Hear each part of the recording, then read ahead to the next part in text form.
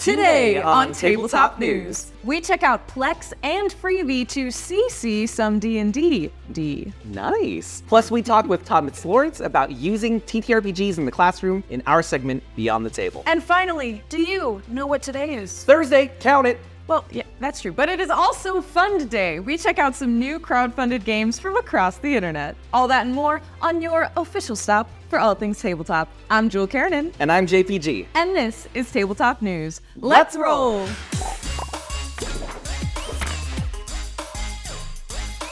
The tabletop gaming industry is taking a huge step forward with the founding of the Tabletop Game Designers Association. With many game designers struggling to advocate for themselves in the publishing landscape, the TTGDA hopes to be the key to better working conditions. According to their website, the TTGDA is built upon the pillars of advocacy, professional development, and community. Membership benefits include contract reviews and dispute mediation between designers and publishers. The founding team has been in contact with similar organizations such as SAS for guidance on how to best support game developers. The TTGDA was founded by a trio of veterans in the tabletop gaming space, and the website credits a long list of launch supporters with their gaming bona fides. Game designers interested in joining can sign up on the website to become eligible for a founding membership. That's exciting for future designers, but let's see what's going on now in the world of new games. Stay a while and listen, because I've heard the tale of not one, but two major games coming from Glass Cannon Unplugged. Blizzard and GCU are teaming up to unleash the forces of heck? Oh, no, Julie, you can say the H word. I mean, I can't because my mom is watching, but you can because it's YouTube. The forces of... on the tabletop gaming scene with the Diablo board game and TTRPG announced this past weekend at BlizzCon. In classic Diablo fashion, both games are steeped in the eternal struggle between light and dark with a gritty fantasy flair. Developed with input from the Diablo creative team at Blizzard, they've also brought in legendary tabletop developer Joe LaFavi of Genuine Entertainment, whose past work includes Alien, the role-playing game, Blade Runner, and Dune. The TTRPG is slated to arrive at BlizzCon 2024, but Diablo is not the only game making the jump from console to the tabletop.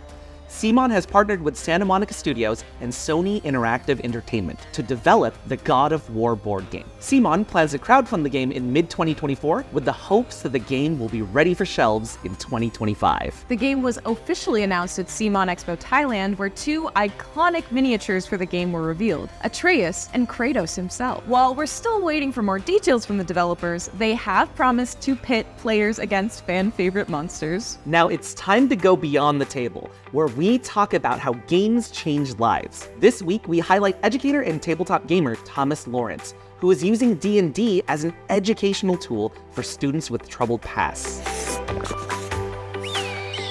Beyond the Table is brought to you by Cantrip Candles, the trusted purveyors of magical scents since 2016. They make 100% soy wax hand-poured candles right here in Los Angeles. Take 15% off your first order with TT News 15 at cantripcandles.com. I am talking with Thomas Lawrence, a drama teacher who has taken D&D and put it in his school as an educational tool. Thomas, why did you bring D&D to your school? My school is a special needs school. A lot of the students in the local area, it's sort of their last chance to sort of get it right in education. You know, D&D as an educational tool, as an intervention, has sort of brought them back in. We've had kids who have been on the verge of being expelled, some violent, some abusive to staff and students, and come back because they love D&D so much. It's somewhere that they can be safe, and it's somewhere that they can be happy. It's a great way for their social skills to be improved, communication, being creative, and yeah, they absolutely love it. I now lead 25 students in D&D sessions from primary all the way to 18-year-olds. Do you have any advice for folks who might be trying to get this same sort of program up at their school? The advice that I can give is that if it's a passion, it doesn't feel like work. So if you're passionate enough about D&D and you want to put it into your school program, even like an after-school club, it's so beneficial for the students, and I promise you, they will come back to you for more. They will ask for more, because what you think of as, it's just a session, it's just a campaign, it's their entire life, and it means so much to them to have that that really personal relationship, and then the education and the teaching comes next. Is there anything else you would like us to know? Just that they're really amazing students from very, very troubled pasts. I mean, there is abuse, there is neglect. You know, you hear some horror stories, and then the fact that they come into your class and your lessons and they want to sit and they want to engage, you go, I'm so lucky to have you in my class because of some terrible things that you've been through. Before we go, Thomas, we've got some exciting news for you. The sponsors of this segment, Cantrip Candles, they heard about what you're doing and they wanted to help as well. So Cantrip Candles is sending your program $250. Well, I'm actually getting a bit choked up. It just means a lot to them, and anything like that is so helpful for sort of what we're doing at school. Thank you very much. That's amazing. Thank you to Cantrip Candles for sponsoring today's Beyond the Table.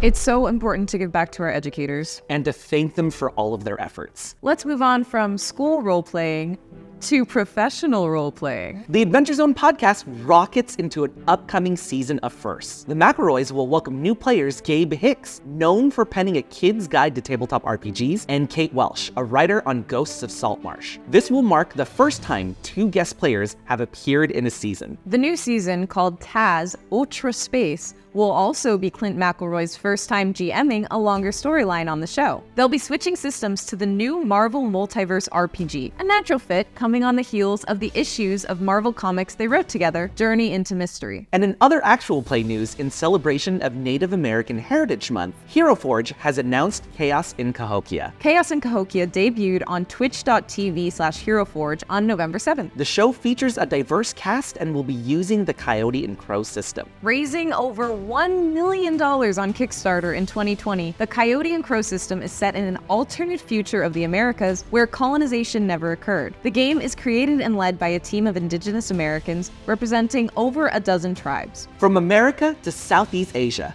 the world is vast and rests atop the colossal beast known as Inang-Uri. You've been reading my pamphlets. No, I'm talking about the game. Oh, okay.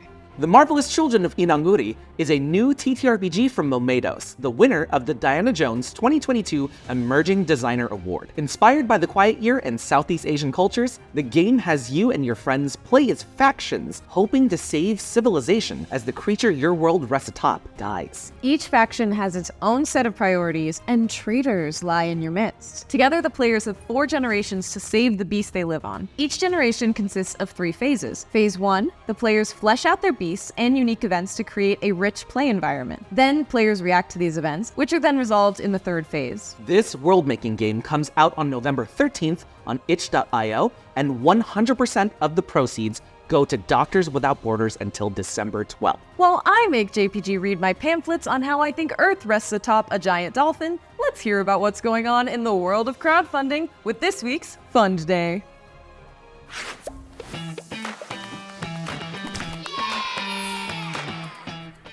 Hi, I didn't see you there. Welcome to Fun Day.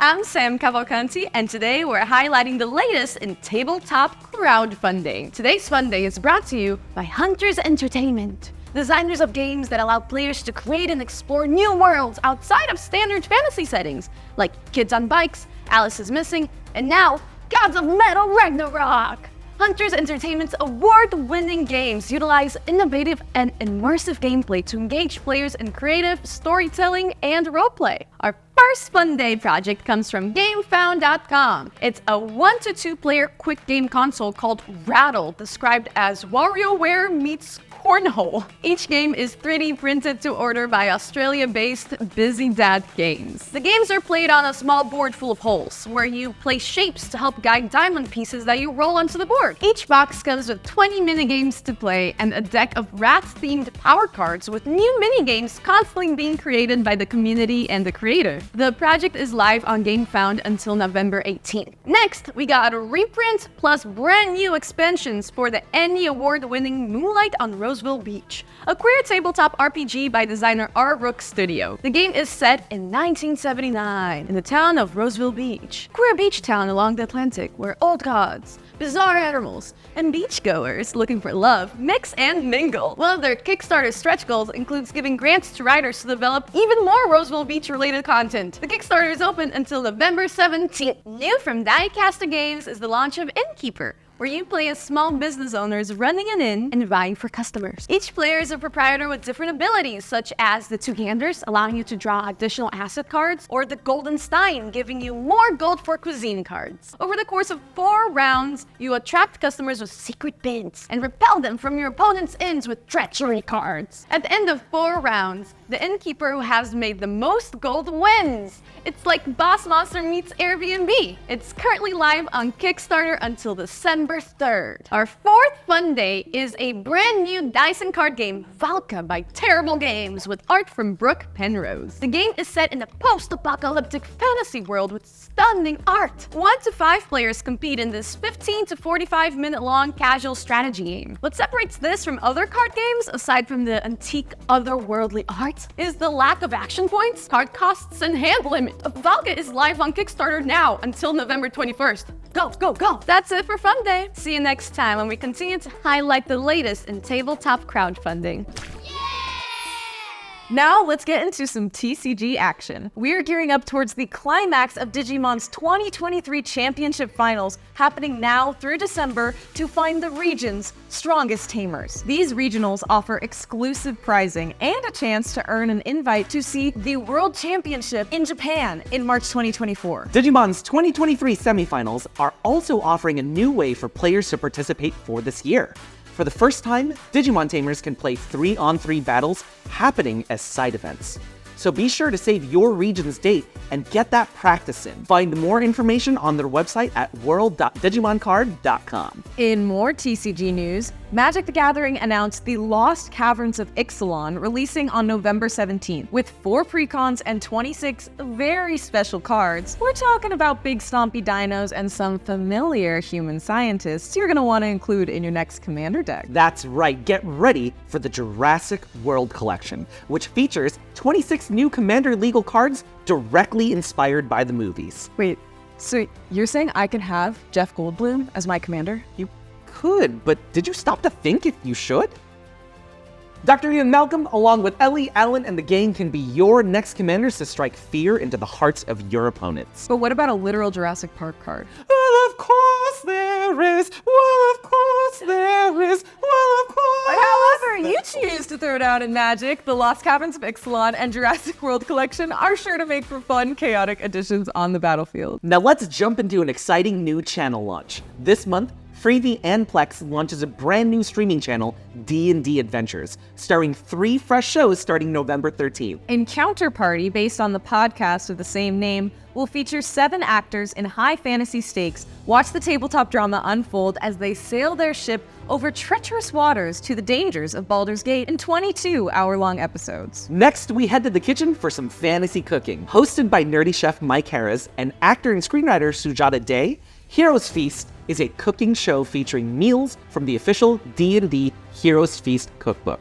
With guests of various nerdy backgrounds filling in as kitchen helpers, this show offers plenty to feast on as these chefs journey into the D&D world to create battle-worthy dishes. Also featuring a rotating cast of special guests, Faster Purple Worm, Kill! we'll have celebrity DMs and players game in silly one-shots where level 1 characters must face certain death at the hands of some intimidating baddies. Created by the Beadle and Grimm's team, Matthew Lillard and company take you on a chaotic, unpredictable journey in Faster Purple Worm. Kill! And that's enough of us. Why don't we talk about you? That's right, it's time for News from Your Table, where we share the news from your games. Today's News from Your Table is brought to you by RPGMatch, a TTRPG matching service that allows you to browse and connect with other tabletop folks who like to play like you do. RPGMatch is building a community online from the ground up with tabletop gamers in mind, and they're doing it all for free. This week's News from Your Table comes to us from Matthew Capacci of Silver Metal Tavern. Matt used to run a weekly game night when he made a new friend who kept about 30 games in his car. How big is this car? His new friend let him borrow the recently released Lords of Waterdeep. It was everything Matt loved in a board game. Worker placement, resource management, contracts, and a little bit of take that. So he memorized the rules and prepared it for the next game night.